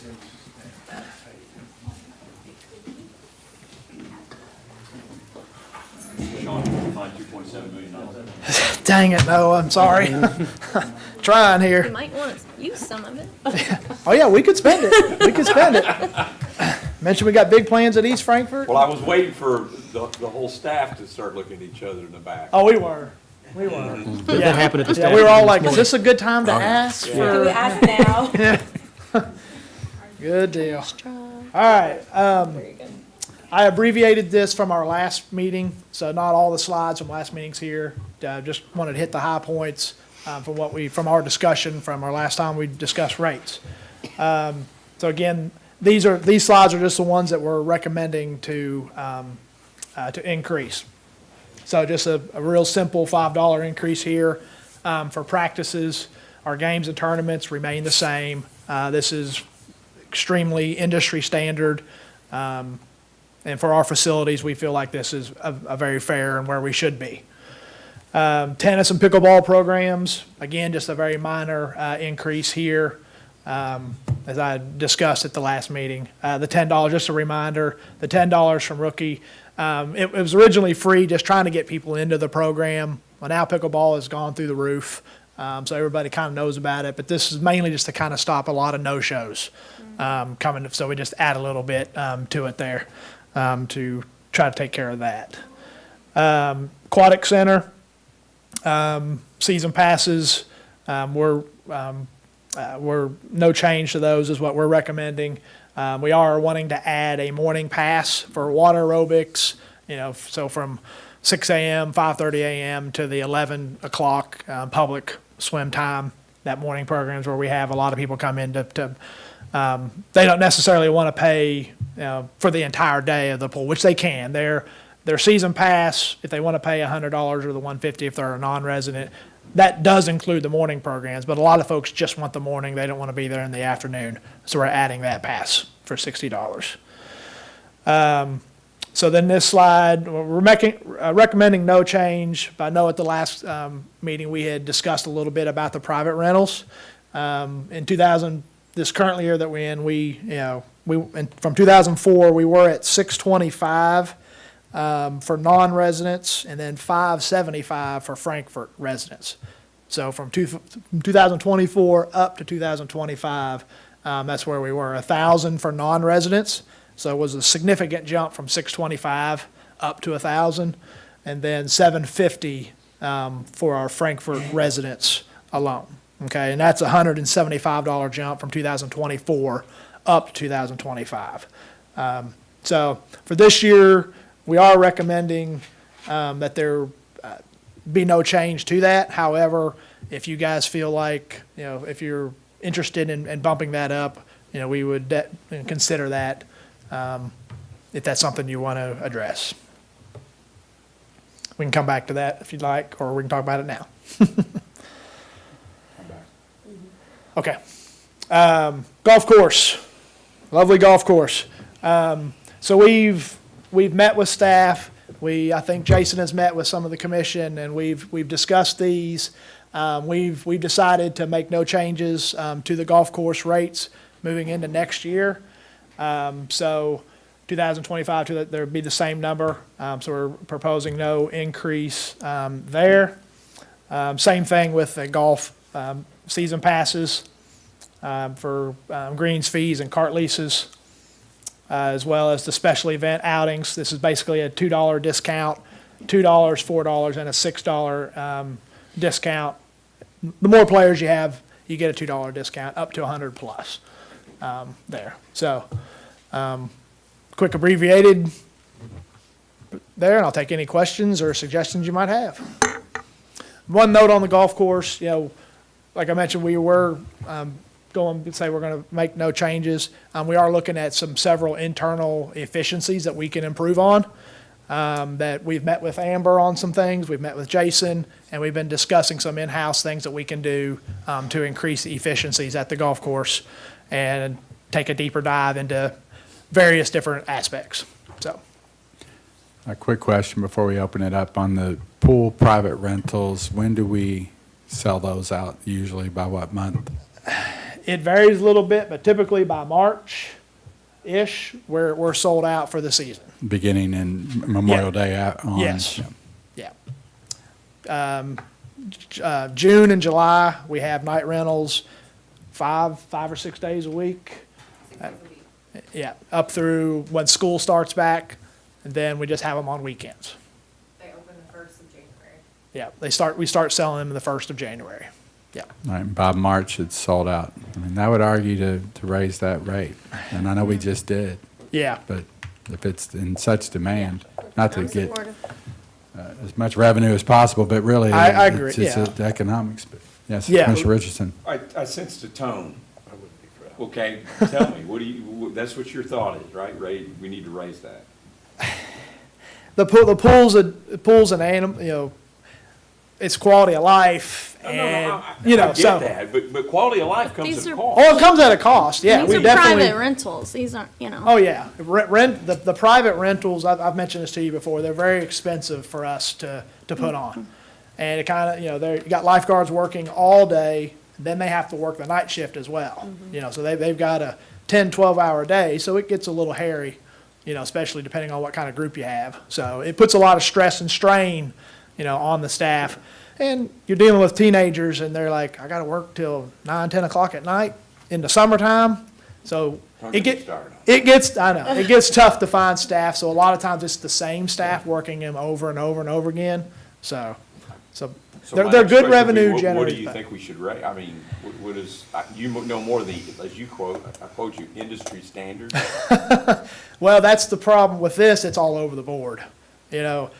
Just for example, Scott County is $1,200 for their night rentals for residents and $1,400 for non-residents.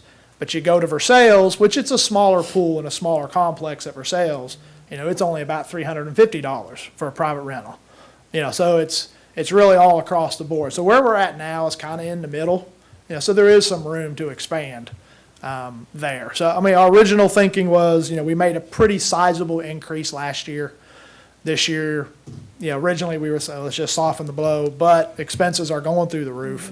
Pool chemicals are out the wazoo. Staffing, it's hard to get lifeguards, so we got to pay them a little bit more to keep up with McDonald's and Wendy's and Walmart and everywhere else they can go work. So, $150 range. We increased to $175 from 2024. So. Here too, do I hear too?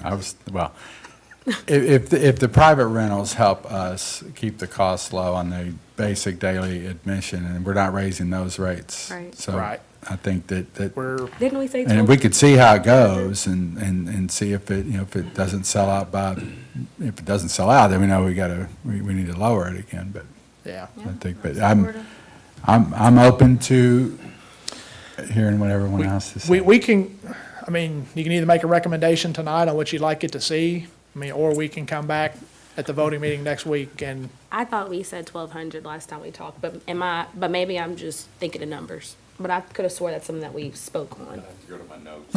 I didn't bring the proper notebook I believe 1,200 was today. mentioned. My question would be, do you want to raise it, if it is a $200 raise from the commission, is that on both Frankfort residents and non-residents? We just raised 200 across the board. yeah, that was another reason. Thanks, Alex. We added some more stringent policies. The clear bag policy was one of them, and that was, people got used to it. I got a but lot of pushback, didn't it? We got some pushback. However, the staff loved it. And it did slow down some problems that we were facing Okay. with allowing large duffel bags to come in with all kinds of stuff that you don't want around your kids. Got it. Well, is this, just pulling back a little bit, is this the only rate that we would have that we'd want to change, or are there any others that we need to talk about? Yeah, Or- I think I'm good across the board besides I think the pool's the only one. And is this one we want to, so we're going to vote on this next week, right? That's the plan. Unless there's an objection, or several objections, yes. Okay. Commissioner May? One question, I'm sorry I didn't ask you before okay. we got into this. Do we know roughly, you probably know what I'm going to ask, that what it costs us to run a pool on the hour? And I guess, lot. what are the variable costs, your employees, your chemicals are the more use you have, the more people in there, the more chemicals you yes, use. yes. So that all varies. Weather but makes it vary.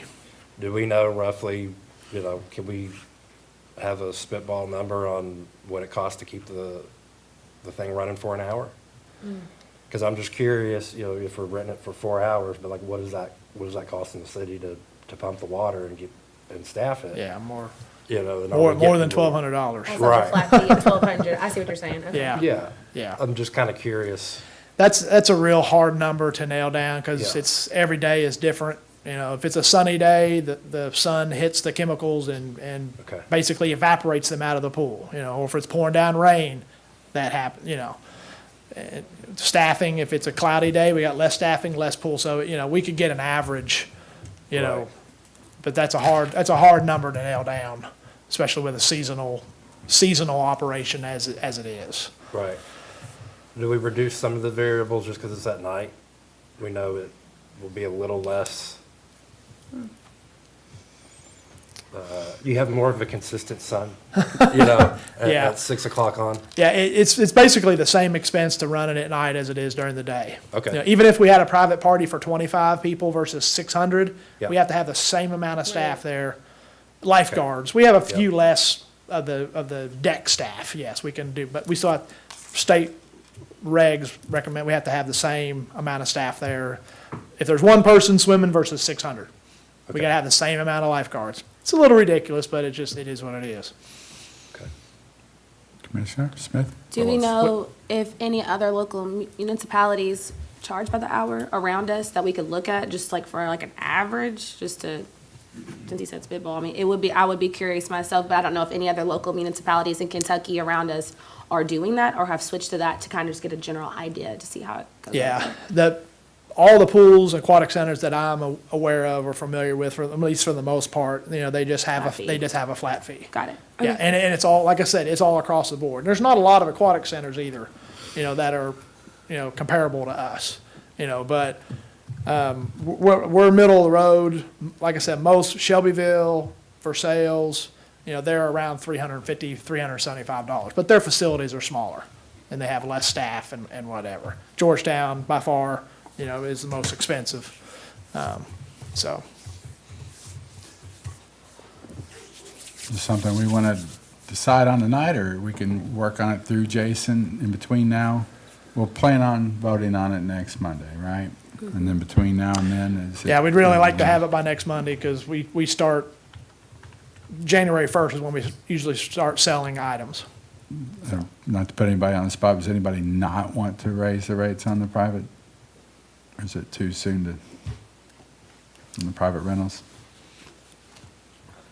I want to raise the rates. I'm ready to go. Yeah. I mean, Yes, Commissioner Unger. would you recommend an amount that we bring both non-resident and resident up? Is that 100 more each, or, if there's a staff recommendation to bring it up a little bit, then I would support that, whatever that is. Yeah. Everybody good with a $100 raise? At minimum, both, at minimum. Yeah, For for both. residents and for non-resident, Right. non-residents, Correct. $100? On I'd- both sets. private groups Alex can works the afford it. aquatic center a ton. I would say at minimum, 100 for residents and 200 for non-residents is what. Okay. Okay, what about Yeah. 200 for residents and 200 for non-residents? 200 for non-residents. For both? 200 Oh, across the 200 board? across the So make board. it 1,200 non-resident, 950. I don't know, I still just think we think keep our these- community a little bit. All right. I just think these, most of the private groups can afford it. I mean, that's why they're renting it. They can afford it. And most of them rent it, 99 rent it as resident because they'll use whatever address. Exactly. Oh. Yeah. Yeah. So we Okay. can't- It's hard to. So almost all use resident, Yeah, Frankfort that residents. was gonna be my next question. Because there's enough of them that one of them's going to live in Frankfort. Got it. Yeah. They just use whoever is. Yeah, typically our residents anyway. We don't, our out-of-town users are typically your school groups, or someone that just happens to be driving from, Versailles or Georgetown. We may get a few of those, but typically it's county residents. Does anybody want to go higher than that? I think it's I don't think important to point out that if anyone in the public, if this is printed, looked at, read, the pool, it's a quality of life, the aquatic center. So I'm just gonna say it's not a huge moneymaker. Yeah. If- It's similar to the golf course in a lot of ways. And a we're lot all of for it, expense. I would assume here, but we need to somehow or another make sure that it's not losing more in every year, right? And it would seem to me that these private rentals are pretty hot commodity. Especially if they book up by, what did you say, March. March, Typically. yeah. Crying out loud. Yeah, Can you scroll back to the fees again? for the For the pool, yeah, aquatic center, those, yeah. okay. So we're not raising anything else besides the private rental, correct? That's what we wouldn't recommend raising any of the others. We're on the higher end of all those in surrounding communities. And a lot of those are your kids and your senior age groups.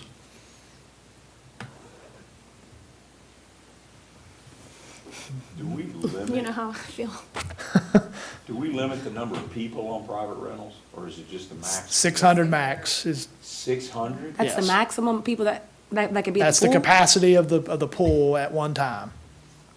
So 600 is our max. We don't typically have 600 size parties. We do from time to We time. ask them to estimate, because Right. we have to plan for any between 200 and 600 for private parties. Yeah. And what are the hours for private rentals? It's the 2 hours, 2 hours? 7 to 9. 7 to 9. 7 to 9? Okay.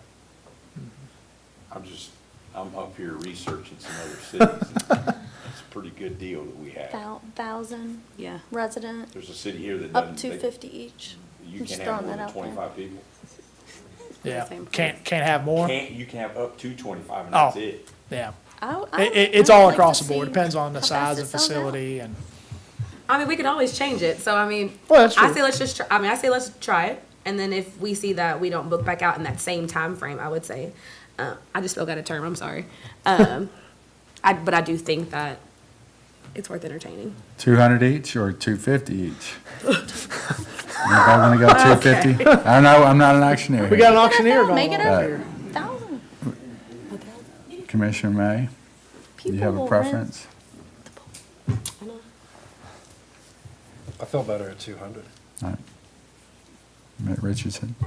1,200 for non-residents, 950 for residents, and we can go with that as a placeholder until, think and that's if good. anybody, we sleep on it, everybody thinks about it, maybe if you want to change it, city fine. manager can, Yeah. yeah, we're planning on it, 200 on both, see how that goes, and maybe if it still sells out in March, then we know, okay, we can look at that again, maybe it sells out in April. Yeah. Okay, Cool. well, good. Somebody will Sustainability. win it. You're welcome. Anybody else? Thanks, Sean. We talked that one through?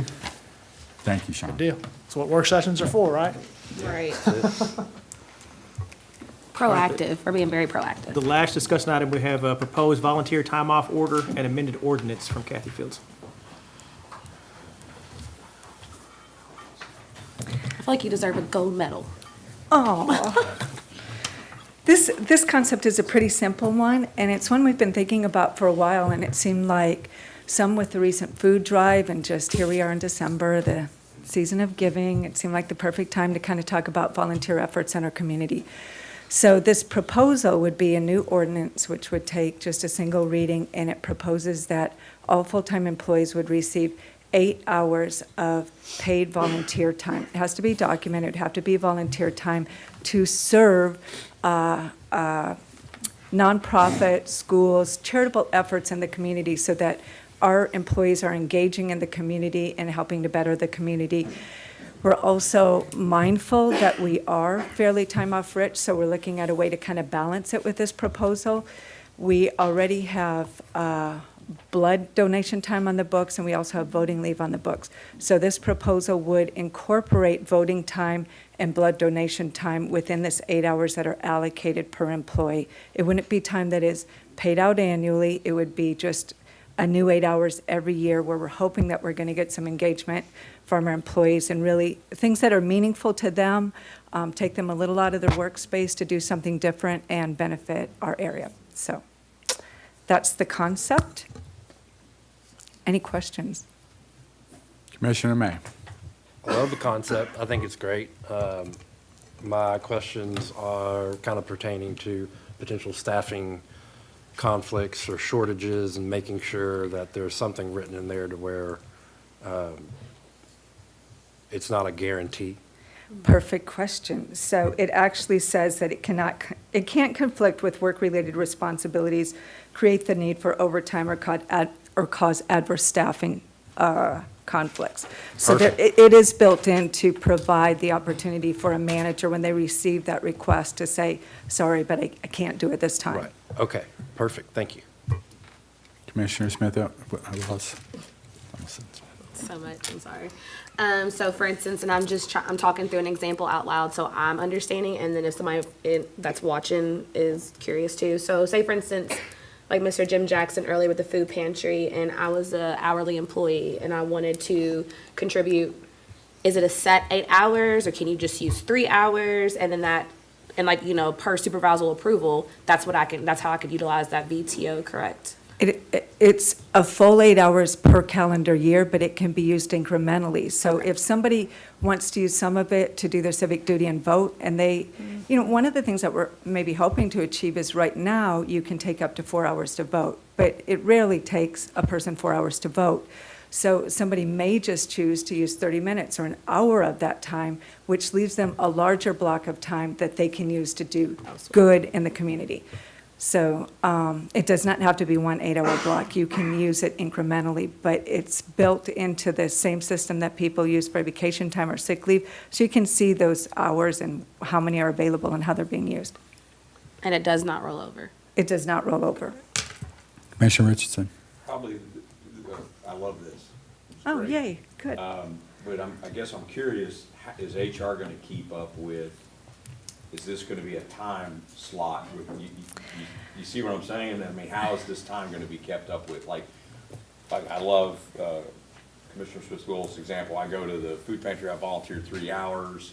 I still got, I still have 5 hours. Is that something HR will keep up with on their time cards, or? It's going to be handled electronically, so the mechanism to handle it pretty easily is there. An employee would need to request this in advance, so rather than choosing sick or vacation, they will go into the system and choose volunteer time. And when they choose that, they're going to document in the note that will route to their manager. It says, I'm going to serve at the shelter, or I'm going to serve at this school. They're going to say what they're going to do on that given day. The manager can review it to be sure that it is actually an activity within Franklin County. It has to be within Franklin County as well. And then they can approve it. Once it's approved, those hours drop out of the bucket. So it's pretty automated. I don't anticipate it creating administrative burden on HR, but thank you for asking. Well, you remember when I worked here, we hand wrote everything. I do remember that. I do. John May.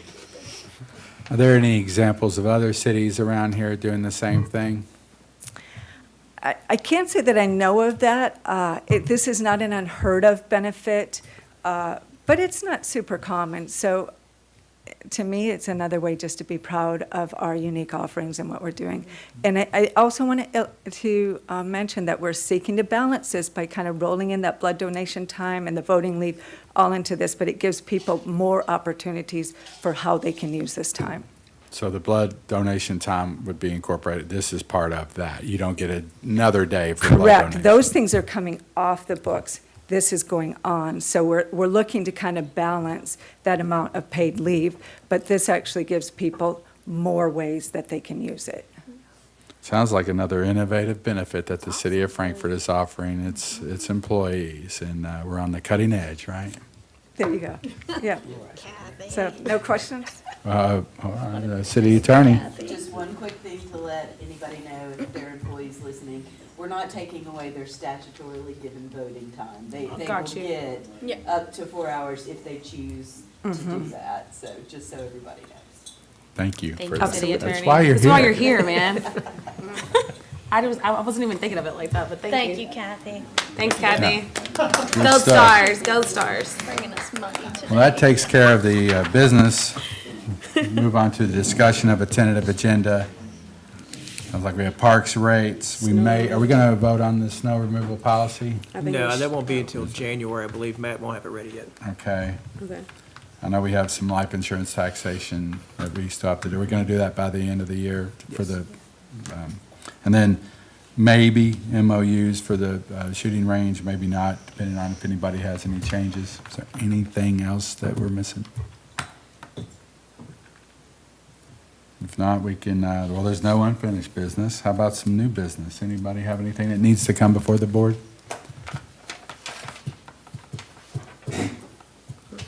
I'll open it up for board comments. Anything anyone would like to add? Commissioner Smith-Willis. I just have two, technically. I just want to remind the community that December 12th is the deadline for survey responses for the Singing Bridge. I am encouraging everybody to just get those responses in, because I think it's imperative that, we have a voice in the design and the rollout of the new singing bridge. So I think that's important just to put on everybody's calendars. And then I personally, from the conversation earlier with Ray, I would love to really, I understand that everybody was impacted, but I really would like to, try to somewhat get a temperature on the people, everybody that was impacted, just to get feedback from the flood, because things are going to happen. I just think that it would be, their voice matters in something like this. So I would like to just see a survey or something roll out soon. Anybody have an objection to that? No. All right. One clarification on that. Would you all like to see the survey before it goes out to tweak any questions, or would you like us to just send that survey out?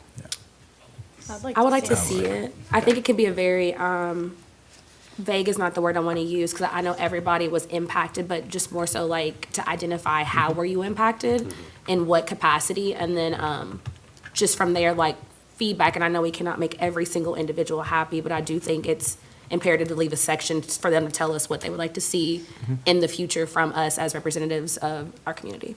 We have a rough draft ready to go. We will tweak that, send it out to you all this week, that we all can review. We can get that out as soon as we can. Thank you. That's all I had. Anyone else? I would, in January, maybe at the work session, if we could get an update from Jennifer in Transit about what I would like to know is, of all the bus stops that we have, how many do not have benches, how many do not have shelters, and then what would it take to get the benches and the shelters in terms of a dollar amount or whatever regulations. And then also, somebody had mentioned about the bus fares again, if we could revisit that, just how much revenue we get from the bus fares and what's our policy there. And I guess somebody mentioned the Franklin County football team earlier. I think we do need to recognize them. Second consecutive year being a state finalist, didn't win the state championship, but obviously a very good season, so congratulations to them. I was there for the first half on Friday night at Kroger Field. It was cold, and a lot of Frankfort people there too, so keep up the good work there. Go Flyers. Motion to adjourn. All those in favor of adjourning, does we get a second on that? I was looking, I was like. All those in favor of adjourning, say aye. Aye. We're adjourned, and we'll see you next Monday, the 15th. I heard y'all, but I was like.